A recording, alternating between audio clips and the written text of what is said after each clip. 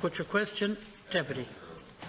Eurozone budget, Minister, is a major project of President Macron, I think, and other European federalists.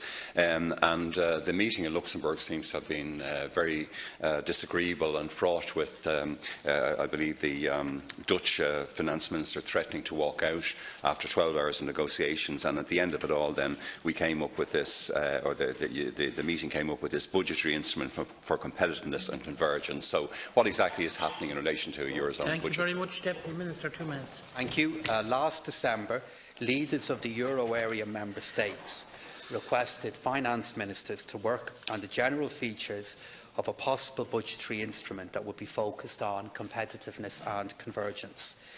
This budgetary instrument will be open to members of the euro area and to member states currently outside the euro area who are preparing to join the euro.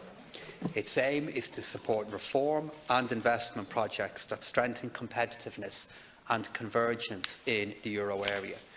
Leaders agreed last December that the size of the budgetary instrument would be agreed in the context for and of the post-2020 multi-annual financial framework for the European Union, the so-called MFF, and agreements on the general features of that framework would be put in place.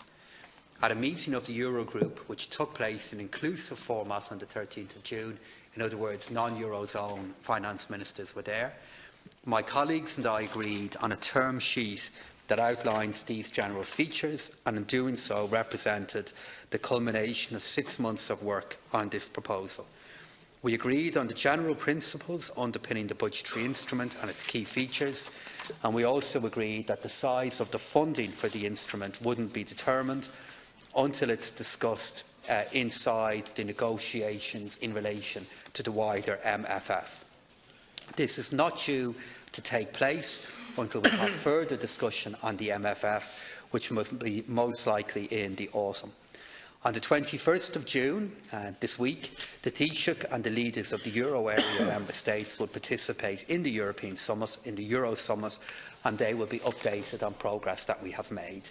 I was there for all of the meeting, Deputy. It went through until 4:30 on Friday morning. It was a difficult meeting at times, but I'd have to say it wasn't a disagreeable meeting. There is an appreciation amongst all that we need to find ways of strengthening how the Eurozone is formed. The question is how. Thank you. Deputy. Minister, that I mean, having the Eurozone budget, it's always been, I think, a key ambition of European federalists, such as President Macron, and that a lot of budgetary decisions would be eventually transferred to Brussels. Now, you said your policy was to have, if we had this kind of instrument, that it would be anchored in the general EU budget. I mean, is that the position? I know from reports of the meeting that we're included, obviously, with Netherlands, with Austria, with Finland, as being among the countries that take a very critical view on this proposal. So, I mean, what kind of size are we thinking in terms of? President Macron obviously wanted something that would be a percentage of the all European GDP. So you're talking about perhaps a massive fund, and that doesn't seem likely to be the case. It seems to be going to be maybe 15 or 17 or 18 billion. And this House, I mean, what role will this House have in relation to this, even after the meeting this week? Will we have a chance to make a decision? Thanks for your cooperation, Minister. Thank you.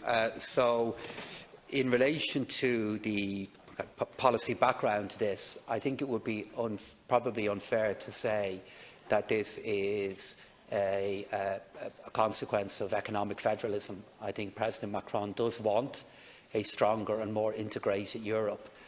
But I think he is as aware as many other previous French presidents have been regarding the importance of national sovereignty as well. Secondly, in relation to the scale of this funding instrument in the future, it is difficult to be able to put a figure on that because there are very contrasting views around the table regarding how big this should be.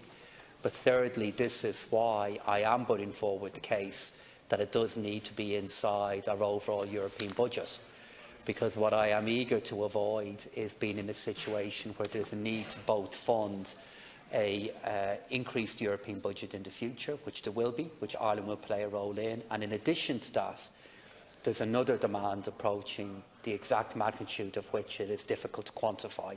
So that is why I have held the view, along with some other Member State colleagues, that it is better off dealing with the funding of this inside our discussions on the MFF, which allows us to put a figure on it.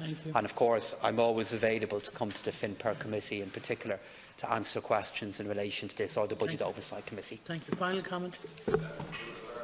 Paper is correct then, Minister, that we have approved effectively, or that finance ministers and that now the Council will actually approve a Eurozone budget, that we have embarked on this road. I mean, they seem to be very positive about the meeting and saying President Macron has secured a victory and that we're going forward on this basis. And just in relation to the size of it, obviously we're net contributors now to the overall budget, to the EU budget itself, and increasingly as the years go on, that looks even more the case. And obviously with Brexit, again we may be significantly affected. So will it be the case that this fund, essentially, and I see you and your colleagues, you talked about infrastructural projects and so on and so forth, stabilisation of economies, but it's something that maybe won't be of any much value to Ireland, that we won't be drawing down any particular funding from that, and that in fact it would be principally from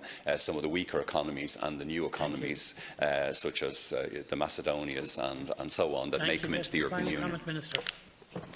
So it's worthwhile making clear that it is almost certain that the Eurozone so-called BIC, Budgetary Instrument Convergence and Competitiveness, will only apply to countries who are in the Eurozone. And this has been at the heart of some of the debate in relation to us.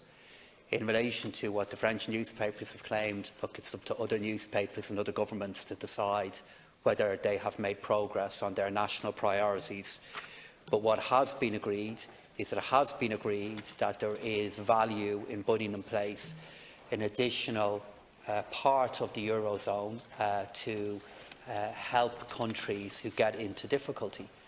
And why I think that is of value to us is we have learned that when you share a currency with other countries, we all depend on the strength of each other.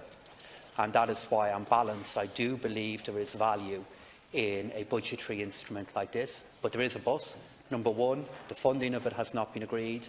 And number two, the governance of it has still not been agreed. And they're all matters that we have a national interest in, which I'll update the House on as we move through this issue. Case 29, Deputy John Corn, 30.